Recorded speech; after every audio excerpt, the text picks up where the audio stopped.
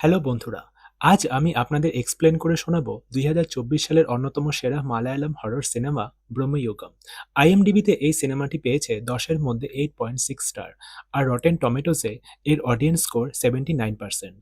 পুরো সিনেমাটি black and হোয়াইটে তৈরি। আজকের এই ভিডিওতে আমরা 'ব্রহ্মযুগম' সিনেমার গল্প সম্পর্কে জানব এবং এর সঙ্গে যুক্ত কিছু লোককথা নিয়েও আলোচনা করব। 'ব্রহ্মযুগম' একটি মাইথোলজি বেসড সিনেমা এবং এর যে মূল কাহিনী সেটা ভারতের দক্ষিণ মালাবার অঞ্চলে খুব বেশি প্রচলিত। গল্পের প্রথম দৃশ্যে আমরা জঙ্গলের মধ্যে ২ জন মানুষের সঙ্গে পরিচিত হই। তাদের মধ্যে একজনের নাম কোরা আর অপরজনের নাম থেভন। তাদের দেখে মনে হচ্ছিল যেন তারা কোনো জায়গা থেকে পালিয়ে এসেছে এবং তারা নদীর ওপারে যেতে চায়। রাতে ওরা দুজনেই জঙ্গলের মধ্যে থাকার সিদ্ধান্ত নেয়। মাঝরাতে হঠাৎ থেভনের ঘুম ভেঙে যায়। সে দেখে কোরা আশেপাশে নেই। খুঁজতে গিয়ে সে কোরাকে কিছুটা দূরে দেখতে পায়, যে একেবারে মন্ত্রমুগ্ধ অবস্থায় দাঁড়িয়েছিল। ঠিক তখনই সামনে থেকে এক সুন্দরী নারী এগিয়ে আসে, যে কোনো কাপড় পর্যন্ত পরেনি। কোরা ওই মেয়েটিকে দেখে পুরোপুরি মুগ্ধ হয়ে যায়, কিন্তু থেভন সঙ্গে সঙ্গে বুঝে ফেলে এই নারী আসলে একটি ইয়াকশিনী। থেভন কোরার হুঁশ ফেরানোর চেষ্টা করে, কিন্তু ইয়াকশিনীর ভয়ে সেখান থেকে সে পালিয়ে যায়। এরপর আমরা দেখি কোরা ইয়াকশিনীর সঙ্গে ঘনিষ্ঠ হওয়ার চেষ্টা করে। ঠিক সেই সময় ইয়াকশিনী কোরাকে কাছে টেনে আনে এবং তাকে হত্যা করে তার রক্ত চুষে খেয়ে নেয়। পরদিন সকালে আমরা আবার থেভনকে দেখি। সে জঙ্গলের মধ্যে ক্ষুধার্ত অবস্থায় এদিক ওদিক ঘুরে বেড়াচ্ছিল। হাঁটতে হাঁটতে সে একটি জলপ্রপাতের কাছে পৌঁছায়, কিন্তু সেই জলপ্রপাত এতটাই বিশাল ছিল যে তা পার হওয়া প্রায় অসম্ভব বলেই মনে হয়। এভাবে ঘুরতে ঘুরতে থেভন একটি অনেক পুরনো এবং পরিত্যক্ত বাড়ির সামনে গিয়ে পৌঁছায়। সে কিছু না ভেবেই বাড়ির ভেতর ঢুকে পড়ে আর সেখান থেকে একটি নারকেল নিয়ে খেতে শুরু করে। ঠিক তখনই ভেতরে থাকা এক ব্যক্তি তাকে বাধা দিয়ে বলে, এখানে কেন এসেছো?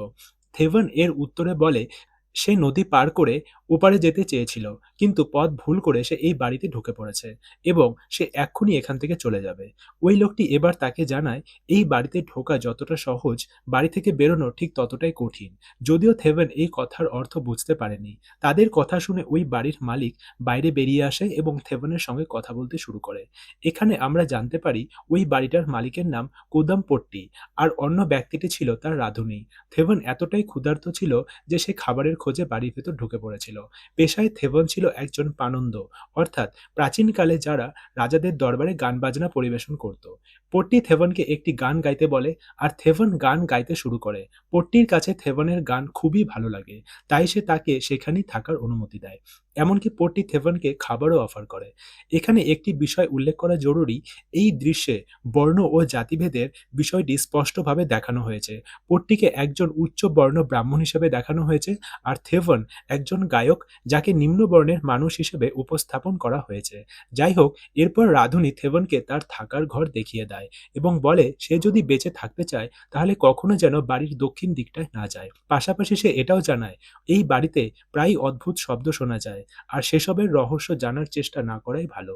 এরপর থেভন পেট ভরে খাবার খায়। তারপর সে পট্টিকে গান শোনায়, কিন্তু খাবার আগে থেভন যখন ভগবানের কাছে আজকের খাবারের জন্য ধন্যবাদ জানাচ্ছিল, তা দেখে পট্টি একটু রেগে যায় আর বলে, খাবার তো আমি দিয়েছি তোমাকে, তাহলে তুমি ঈশ্বরকে ধন্যবাদ জানাচ্ছ কেন? এই কথা শুনে থেভন কিছুটা অবাক হয়ে যায়।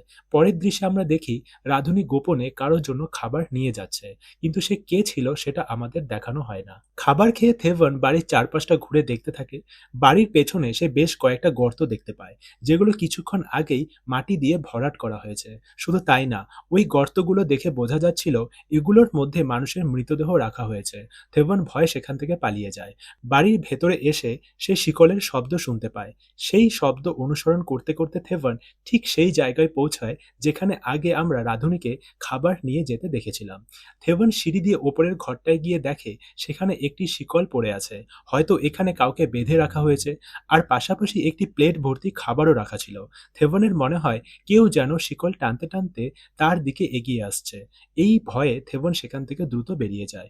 পরদিন সকালে থেভন যখন বাড়ির ভেতরে ঘুরে বেড়াচ্ছিল, তখন সে দেখে পট্টি একা বসে একটি গেম খেলছে। এটা অনেকটা পাশা খেলার মতো। পট্টি থেভনকে এই খেলায় অংশ নিতে আমন্ত্রণ জানায় এবং কিছু বাজি ধরার কথাও বলে। থেভন জানায় তার কাছে বাজি রাখার মতো কিছুই নেই। তখন পট্টি বলে সে চাইলে নিজের সময়কেও বাজি হিসেবেই রাখতে পারে।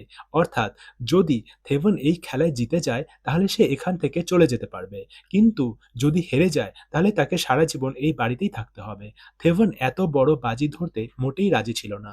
তখন পট্টি তার কাছ থেকে খেলার পাশাগুলো ফেরত চেয়ে নেয়। কিন্তু থেভন যখন পাশা দেওয়ার জন্য হাত বাড়ায়, ঠিক তখনই পট্টি নিজের হাত সরিয়ে নেয়। ফলে পাশাগুলো বোর্ডের ওপর পড়ে যায়। খেলার নিয়ম অনুসারে থেভনকে এখন পুরো খেলাটা সম্পূর্ণ করতে হবে। অর্থাৎ এক প্রকার বাধ্য হয়ে থেভনকে এই খেলায় অংশ নিতে হয়। শেষ পর্যন্ত এমন একটি পরিস্থিতি আসে যেখানে পট্টিকে জিততে হলে দুটো পাশাতেই ৬ দরকার ছিল। পট্টি পাশা ছোড়ে, একটিতে ৬ আসে কিন্তু অন্যটিতে আসে ১। ঠিক তখনই থেভনের চোখের সামনে হঠাৎ করে ওই পাশা নড়ে ওঠে এবং সেটাতেও ৬ এসে যায়। বোঝা যাচ্ছিল পট্টি ওই পাশাগুলোকে নিয়ন্ত্রণ করতে পারত। যাই হোক, পট্টি এই খেলায় জিতে যায় আর খেলার শর্ত হিসেবে থেভনকে এখন সারা জীবন ওই বাড়িতেই থাকতে হবে। অন্যদিকে রাঁধুনি তখন রান্না করছিল। থেভন সেখানে গিয়ে তার সঙ্গে কথা বলতে শুরু করে। রাঁধুনি পট্টির সমালোচনা করতে করতে বলে, খুব শিগগিরই থেভন পট্টির আসল রূপ দেখতে পাবে। এরপর রাতে পট্টি যখন খাবার খাচ্ছিল, নিচে থেভনও নিজের খাবার নিয়ে বসেছিল। এই সময় পট্টি থেভনের মায়ের সম্পর্কে কিছু কথা বলে। এটা শুনে থেভন খুবই অবাক হয়ে যায়, কারণ সে কখনোই পট্টির কাছে নিজের মায়ের কথা উল্লেখ করেনি। এই দৃশ্য দেখে মনে হয় যেন পট্টি থেভনের জীবনের সবকিছুই জানে। যেমন একসময় তাকে দাস হিসেবে বিক্রি করে দেওয়া হয়েছিল আর সেখান থেকে পালাতে গিয়েই সে পথ হারিয়ে এই ম্যানশনে এসে পৌঁছেছিল। এখানে পট্টি থেভনকে সরাসরি জিজ্ঞেস করে বসে আজ রাঁধুনি তাকে তার বিরুদ্ধে কি কথা বলে উস্কানি দিচ্ছিল। ভয়ে থেভন বলে যে রাঁধুনি কিছুই বলেনি, কিন্তু পট্টি তার কথা বিশ্বাস করে না। পট্টি বলে এই রাঁধুনি সবসময় এখানে আসা মানুষদের আমার বিরুদ্ধে উস্কায়। আগেও যে একজন আমার সেবক হয়েছিল সেও এই রাঁধুনির প্রভাবে আমার সঙ্গে অদ্ভুত আচরণ করতে শুরু করেছিল। পট্টি আরো বলে, কেউ যদি আমার সঙ্গে অদ্ভুত ব্যবহার করে তাহলে সেটা আমার একদমই ভালো লাগে না, আর তার ফলস্বরূপ আমার তাকে মেরে ফেলতে হয়। এমন মানুষদেরই মৃতদেহ তুমি বাড়ির পেছনে দক্ষিণ দিকের মাঠে দেখেছিলে। এই কথা শুনে থেভন ভীষণ ভয় পেয়ে যায়। ঠিক তখনই রাঁধুনি সেই ঘরে ঢুকে পড়ে। পট্টি এবার রাঁধুনিকেও নানা কথা শোনাতে শুরু করে। আশ্চর্যজনকভাবে রাঁধুনিও পট্টির কথার পাল্টা জবাব দিতে থাকে। পট্টি রেগে গিয়ে রাঁধুনিকে চোখ নামিয়ে মাথা ঝুঁকিয়ে রাখতে বলে, কিন্তু রাঁধুনি তার একটি কথাও শোনে না। হঠাৎ করেই পুরো বাড়িটা যেন কেঁপে উঠতে শুরু করে। পট্টি হাত বাড়িয়ে দূর থেকেই রাঁধুনিকে নিজের দিকে টেনে নেয়। এরপর পট্টি রাঁধুনির গলা চেপে ধরে, তবে রাঁধুনি মারা যাওয়ার আগেই সে তাকে ছেড়ে দেয়। এই সব দৃশ্য দেখে থেভন একটা কথা বুঝে যায়, এই পট্টি কোনো সাধারণ মানুষ নয়। রান্নাঘরে থেভন রাঁধুনিকে জিজ্ঞেস করে, এই পট্টি আসলে কে? সে কি কোনো জাদুকর, নাকি অন্য কোনো ধরনের অশরীরী সত্তা, বা ওই জাতীয় অন্য কিছু? এখানে রাঁধুনি থেভনকে পট্টির সম্পর্কে সবকিছু খুলে বলে। অনেক বছর আগের কথা। পট্টির পরিবারে এক অত্যন্ত বড় বেদাচার্য ছিলেন, যিনি বরাহ দেবীর পুজো করে তাকে সন্তুষ্ট করেন। তার বিনিময়ে দেবী আবির্ভূত হয়ে তাকে একটি ম্যাজিক্যাল বক্স দেন। ওই বক্সের কাছে সে যা চাইবে তার সেই ইচ্ছাই পূর্ণ হবে। তবে সেই বাক্সের ভেতরে আসলে একটি অশরীরী সত্তা ছিল, যেটার নাম জাতন, যাকে ইংরেজি ভাষায় গবলিন বলা হয়েছে। আর সেই জাতন তার সব ইচ্ছা পূরণ করত। এরপর পট্টির পরিবারের লোকজন সেই জাতনকেই বন্দী করে ফেলে এবং নিজেদের স্বার্থে তাকে ব্যবহার করতে থাকে। একদিন সেই বেদাচার্য ভীষণ মদ্যপান করেছিলেন, আর এই সুযোগে জাতন তার কাছে গিয়ে তাকে বলে, আমার মুখের দিকে তাকালে তুমি নরক দেখতে পাবে। যেই না ওই বেদাচার্য জাতনের মুখের দিকে তাকায়, অমনি জাতন তার শরীর থেকে আত্মা টেনে বের করে আনে এবং তার আত্মা খেয়ে সে নিজেকে ওই অত্যাচারী বেদাচার্যের বাঁধন থেকে মুক্ত করে নেয়। এরপর সে এক এক করে তার পুরো পরিবারের সবাইকে হত্যা করতে শুরু করে, আর সবার আত্মা খেয়ে সে আরো শক্তিশালী হয়ে ওঠে। জাতনকে থামানোর জন্য বড় বড় তান্ত্রিক ও পুরোহিতদের ওই বাড়িতে নিয়ে আসা হয়, কিন্তু কেউই তাকে আটকাতে পারে না। শেষ পর্যন্ত বেদাচার্যের পরিবারের থেকে একজন সদস্য বেঁচে যায়, আর সেই হলো কোদমপট্টি। আমাদের পরিষ্কার করে দেখানো হয় না যে কোদমপট্টি জাতনকে পরাজিত করতে পেরেছিল কিনা। শুধু এইটুকুই জানা যায় যে সেই ঘটনার পর থেকে পট্টি পরিবারের মধ্যে একমাত্র জীবিত মানুষ হিসেবে কোদমপট্টি বেঁচে গিয়েছিল, আর সে একাই এই বাড়িতে থাকতো। যাই হোক, ওই রাতেই থেভন ইয়াকশিনিকে বাড়ির ভেতর আসতে দেখে। লুকিয়ে লুকিয়ে সে পট্টির ঘরের কাছে গিয়ে ইয়াকশিনিকে পট্টির সঙ্গে ঘনিষ্ঠ অবস্থায় দেখে ফেলে। এই দৃশ্য দেখে থেভন ভীষণ ভয় পেয়ে যায়। সে ভাবে কাল সকালেই সে এই বাড়ি ছেড়ে পালিয়ে যাবে। সে রাঁধুনিকেও তার সঙ্গে পালাতে বলে, কিন্তু এক্ষেত্রে রাঁধুনি তার কথা পুরোপুরি এড়িয়ে যাচ্ছিল। থেভান নিজের ঘরে গিয়ে জিনিসপত্র গোছাতে শুরু করে। ঠিক তখনই পোর্টটি সেখানে চলে আসে। থেভান তাকে বলে সে এখান থেকে চলে যেতে চায়। পোর্টটি এর উত্তরে তাকে বলে কেউ তাকে আটকাচ্ছে না। সে নিশ্চয়ই যেতে পারে। কিন্তু এখন বাইরে খুব বৃষ্টি পড়ছে। তাই বৃষ্টি থামার পর সে যেন বাড়ি থেকে বের হয়। এই কথাটা থেভানের একটু অদ্ভুত লেগেছিল। কারণ ওই সময় বাইরে কোনো বৃষ্টি হচ্ছিল না। কিন্তু পোর্টটির বৃষ্টির কথা বলার সঙ্গে সঙ্গেই হঠাৎ করে মুষলধারে বৃষ্টি শুরু হয়ে যায়। পোর্টটি আরও বলে এই জায়গায় একবার বৃষ্টি শুরু হলে আর সহজে থামে না। এমনকি একবার টানা ৩ বছর ধরে বৃষ্টি হয়েছিল। এরপর রাতে আমরা দেখি পোর্টটি থেভানের ওপর ভীষণ রেগে যায়। সে বলে থেভানও তার আগের সেবকদের মতোই একেবারে বোকা। এখন সে পোর্টটিকেও ভয় পেতে শুরু করেছে। আর এই কারণেই পোর্টটির কাছে থেভান আর একদমই পছন্দের মানুষ নয়। এর মানে পোর্টটি যখন কোনো সেবককে ঘৃণা করতে শুরু করে তখন বুঝতে হবে তার মৃত্যুর সময় চলে এসেছে। পোর্টটির কথা শুনে থেভান ভীষণ আতঙ্কিত হয়ে পড়ে। তখন রাঁধুনি তাকে রান্নাঘরে নিয়ে গিয়ে একটু মদ খেতে দেয়। মদ খাওয়ার পর থেভান নিজের জীবনের কিছু কথা আমাদের বলে শোনায়। যেমন তার মা কতটা পরিশ্রমী ছিলেন, সে নিশ্চয়ই তার জন্য বাড়িতে অপেক্ষা করছে। তাদের বাড়ি ছিল নদীর ঠিক ওপারে। আর তার মা কষ্ট করে তার জন্য কানের দুল কিনে এনেছিল, যেটা সে সবসময় পরে থাকতো। এই কথাগুলোর পর থেভান যখন ঘুমোতে যায় সেই রাতে সে এক ভয়ঙ্কর স্বপ্ন দেখে। সে দেখে তার ঘরের মধ্যে একটি অশরীরী সত্তা মানে যাতন প্রবেশ করেছে। এই দৃশ্য দেখে সে ভয় পেয়ে যায়। যাতন তাকে মারতেই যাবে ঠিক তখনই তার ঘুম ভেঙে যায়। পরদিন সকালে খুব বৃষ্টি হচ্ছিল। থেভান দেখে রাঁধুনি আবার একটি গর্ত খুঁড়ছে, ঠিক সেই জায়গাতেই যেখানে আগের সেবকদের মৃতদেহ পুঁতে রাখা হয়েছিল। এটা দেখে থেভানের মনে হয় এবার তার পালা। তাই সে বৃষ্টির মধ্যেই সেখান থেকে পালানোর সিদ্ধান্ত নেয়। কিন্তু থেভান বাড়ির দরজা পেরিয়ে বাইরে বেরোনোর সঙ্গে সঙ্গেই তার মুখ থেকে রক্ত বের হতে শুরু করে। বাধ্য হয়ে তাকে আবার বাড়ির ভেতরে ফিরে আসতে হয়। সেখানে সে আগে থেকেই পোর্টটিকে দাঁড়িয়ে থাকতে দেখে, যেন সে জানতো থেভান আবার এখানেই ফিরে আসবে। পোর্টটি তাকে বলে, আমার অনুমতি ছাড়া তুমি এই বাড়ি থেকে কোথাও যেতে পারবে না। যদি যেতেই হয় তাহলে আমার সামনে মাথা নত করে আমার কাছে যাওয়ার অনুমতি চাও। এরপর থেভান পোর্টটির পা ধরে তাকে বাইরে যাওয়ার অনুমতি দিতে অনুরোধ করে। কিন্তু পোর্টটি অদ্ভুতভাবে হেসে বলে ওঠে সে তার এই অনুরোধ রাখতে পারবে না। এখানে আমরা পরিষ্কার বুঝে যাই এই বাড়ি থেকে বের হওয়া অসম্ভব। এই কারণেই গল্পের শুরুতে রাঁধুনি থেভানকে বলেছিল এই বাড়িতে ঢোকা যতটা সহজ, এখান থেকে বের হওয়া ঠিক ততটাই কঠিন। এরপর থেভান রাঁধুনির সঙ্গে দেখা করে আর রাঁধুনি এখানে আরো কিছু ভয়ঙ্কর গোপন রহস্য ফাঁস করে। সে থেভানকে ওপরের সেই ঘরটায় নিয়ে যায় যেখানে থেভান এর আগে শিকল পড়ে থাকতে দেখেছিল। সেখানে থেভান একটি মৃতদেহ পড়ে থাকতে দেখে। আর এই মৃতদেহটা ছিল কোদমপট্টির। এখানে আমরা জানতে পারি যখন কোদমপট্টি যাতনের সঙ্গে লড়াই করতে গিয়েছিল তখন সেও তাকে পরাজিত করতে পারেনি। তার ফলস্বরূপ যাতন এখন তারই রূপ ধারণ করে এই বাড়ির ওপর রাজত্ব করছে। আর আসল পট্টিকে শিকল দিয়ে বেঁধে এখানে আটকে রাখা হয়েছিল। আজ সেই আসল পট্টির মৃত্যু হয়েছে। আর রাঁধুনি যে গর্ত খুঁড়ছিল সেটা আসলে তারই মৃতদেহ দাফন করার জন্য। বর্তমানে এই বাড়ির আসল মালিক হলো যাতন, যা একটি ভয়ঙ্কর অশরীরী সত্তা। এই কারণেই তার কাছে কিছু অলৌকিক শক্তি রয়েছে। সে তার সেবকদের সম্পর্কে সব জানে এবং বাড়ির ভেতরে লোকজন যা কিছু বলে সবই সে কোনো না কোনোভাবে শুনতে পায়। রাঁধুনি আরও জানায় এই জায়গা থেকে বেরোনোর মাত্র একটা উপায় আছে। আর সেই উপায় লুকিয়ে আছে বাড়ির বেসমেন্টে। ওই বেসমেন্টের ভেতর একটি ছোট্ট ঘর আছে যেটা যাতন বাইরে থেকে তালা দিয়ে বন্ধ করে রেখেছে। আর ওই তালা খোলার একমাত্র চাবি যাতন নিজের কাছে রেখে দিয়েছে যাতে সে ছাড়া অন্য কেউ ওই ঘরে ঢুকতে না পারে। সেই ঘরের ভেতর একটি শাশ্বত প্রদীপ জ্বলছে, অর্থাৎ এমন একটি প্রদীপ যা কখনোই নেভে না। যদি কোনোভাবে সেই প্রদীপ নিভিয়ে দেওয়া যায় তাহলে পট্টি অর্থাৎ যাতন দুর্বল হয়ে পড়বে আর তখনই তারা এখান থেকে বেরিয়ে যেতে পারবে।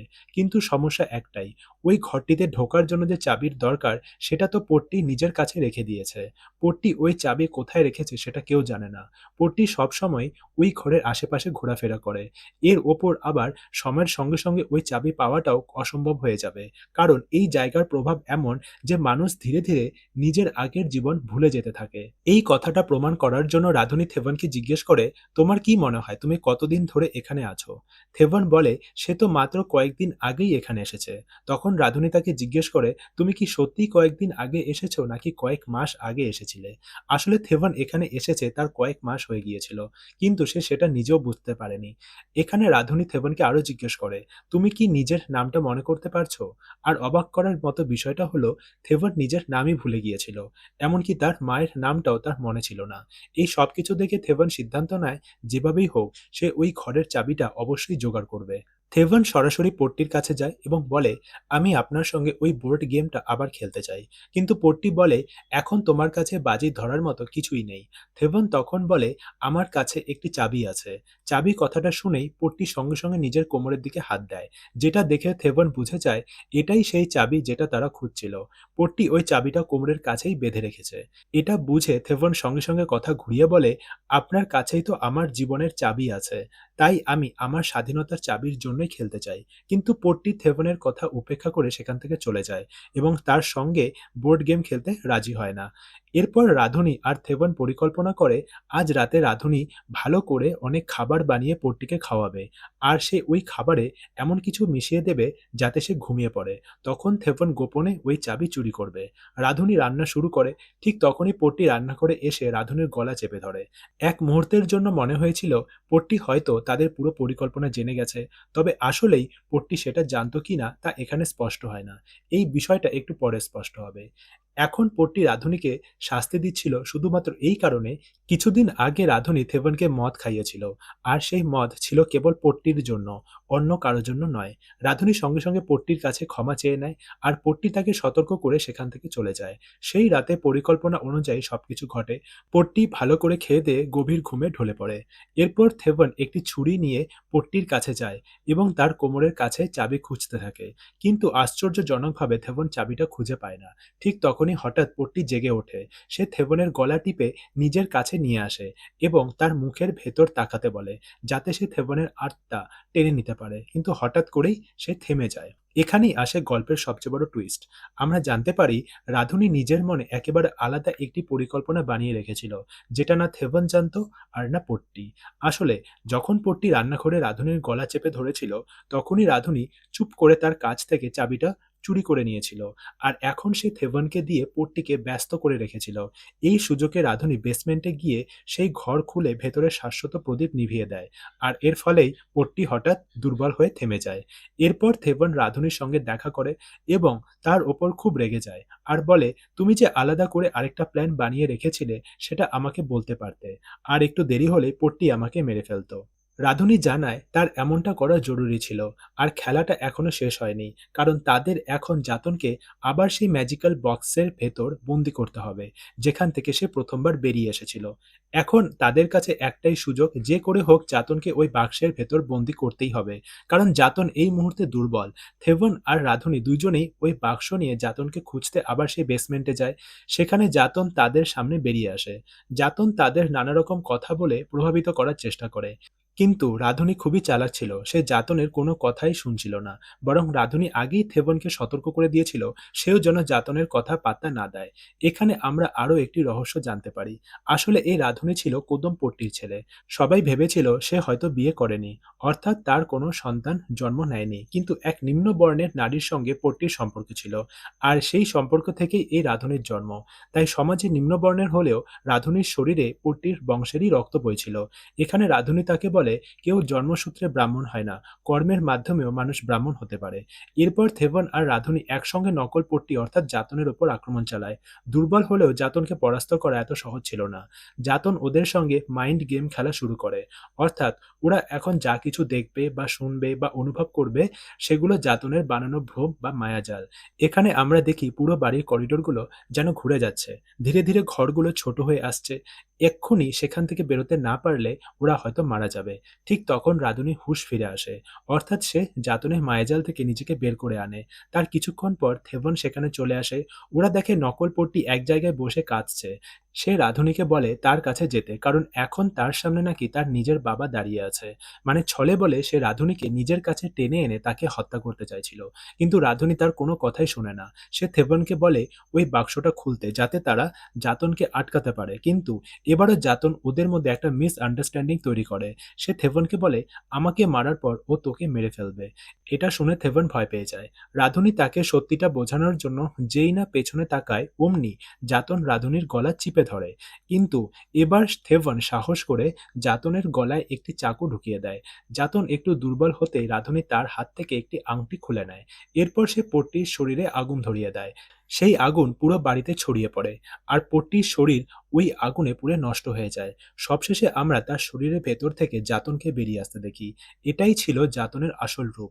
যাতন রাঁধুনিকে দেখে ভয়ে লুকিয়ে পড়ে, কারণ ওই আংটি যার কাছে থাকবে সেই হবে যাতনের মালিক। আর রাঁধুনি এখন সেই আংটি পরে যাতনের মালিক হয়ে যাওয়ার সিদ্ধান্ত নেয়। থেবন রাঁধুনিকে থামিয়ে বলে, যদি তুমি যাতনের মালিক হয়ে যাও তাহলে আবার সেই একই জিনিসের পুনরাবৃত্তি হবে। তুমি ক্ষমতা পাবে আর সেই ক্ষমতার জোরে তুমি দুর্বলদের উপর অত্যাচার করবে। তাই সে রাঁধুনিকে অনুরোধ করে বলে সে যেন ওই আংটিটা না পরে।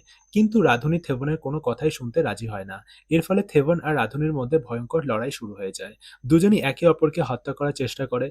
আর এই পুরো ঘটনা যাতন চুপচাপ দাঁড়িয়ে উপভোগ করছিল।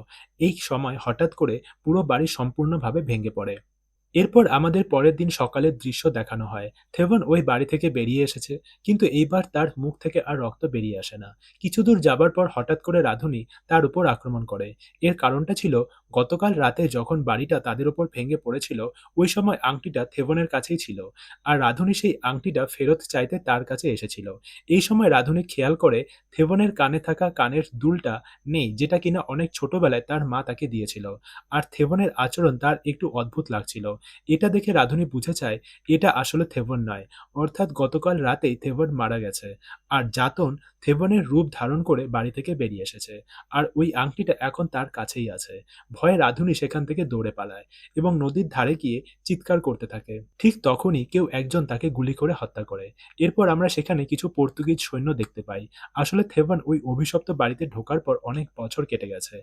এখন এই পুরো এলাকা পর্তুগিজদের দখলে। এরপর আমরা থেবনকে দেখি। সে আসলে এখন যাতন।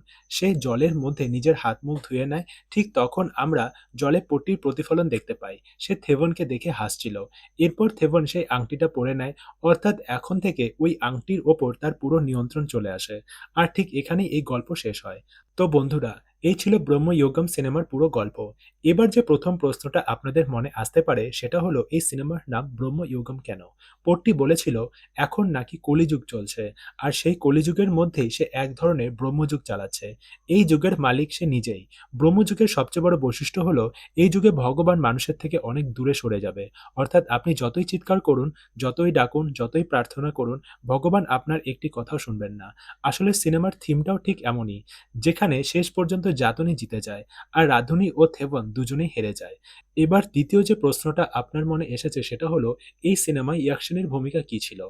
তো ইয়াকশিনি ছিল যাতনের মতোই একটি অতি প্রাকৃত সত্তা। আর ইয়াকশিনির কারণে মানুষ পথ ভুলে যাতনের বাড়ি পৌঁছে যেত। একভাবে বলতে গেলে ইয়াকশিনি আর যাতন একে অপরের সঙ্গে যুক্ত ছিল। আর তাই আমরা সিনেমায় তাদের ঘনিষ্ঠ হতে দেখেছিলাম। এবার তৃতীয় প্রশ্নটা হলো, যদি যাতন ওই বাড়ির প্রতিটা কোণায় ঘটা সব ঘটনা আগে থেকেই জানতে পারত, তাহলে সে রাঁধুনির পরিকল্পনা ধরতে পারল না কেন? আসলে যাতন তাদের পরিকল্পনা বুঝে গিয়েছিল, তাই থেবন তার কাছ থেকে চাবি নিতে পারেনি। যাতন ওই সময় ঘুমের নাটক করছিল। আর রাঁধুনি মাঝপথে পরিকল্পনা বদলে দিয়েছিল। আর সে তার পরিকল্পনা কাউকে বলেনি। এবারে চতুর্থ প্রশ্নটা হলো, রাঁধুনির নাম কি ছিল? অভিশপ্ত এই বাড়িতে ঢোকার পর মানুষ সবকিছু ভুলে যায়, এমনকি তাদের নিজের নামও। সম্ভবত এ কারণেই রাঁধুনির নাম কখনো উল্লেখ করা হয়নি। এবার আসি শেষ প্রশ্নে। ওই বাড়িতে তো অনেক মানুষ থাকতে এসেছিল আর তারা সবাই মারাও গেছিল। কিন্তু এই রাঁধুনি এখানে এতদিন বেঁচে থাকলো কি করে? এই প্রশ্নের উত্তর পট্টি নিজেই সিনেমায় দিয়েছে। পট্টি স্পষ্টভাবে বলেছিল, সে শুধু তাদেরকেই মারে যারা তার কোনো কাজে আসে না। যেমন একজন গায়ক গান গাওয়া ছেড়ে দিলে বা একজন নর্তক নাচ করা বন্ধ করে দিলে সে তার আর কোনো কাজে আসে না। কিন্তু আমরা দেখেছি রাঁধুনি পুরো সিনেমায় তার কাজ সম্পূর্ণ মনোযোগ দিয়ে করেছে। তাই সে এখানে এতদিন বেঁচে ছিল। তবে সে শুধু রান্নার কাজ করেনি, ঘরের অন্যান্য কাজও ভালোভাবে করেছিল। সব মিলিয়ে বলা যায়, ব্রহ্মযুগম শুধুমাত্র একটি ভৌতিক সিনেমা নয়, এটি ক্ষমতা, লোভ, জাতিভেদ এবং মানুষের দুর্বলতার এক গভীর প্রতীকী উপস্থাপনা। গল্পের শেষে আমরা দেখতে পাই, সময় পাল্টে গেলেও ক্ষমতার লালসা বদলায় না। আর সেই ক্ষমতাই শেষ পর্যন্ত মানুষ ও অতি প্রাকৃত সত্তা দুজনকেই ধ্বংসের পথে ঠেলে দেয়। আশা করি ভিডিওটা আপনাদের ভালো লেগেছে। যদি ভালো লেগে থাকে তাহলে অবশ্যই একটি লাইক দেবেন। আর আপনি যদি আমাদের চ্যানেলে নতুন হয়ে থাকেন তাহলে রূপালী গল্প চ্যানেলটি সাবস্ক্রাইব করতে ভুলবেন না। কারণ আমরা নিয়মিত এই ধরনের ভৌতিক ও রহস্যময় ভিডিও নিয়ে আসি। পুরো ভিডিওটা শেষ পর্যন্ত দেখার জন্য আপনাকে অসংখ্য ধন্যবাদ।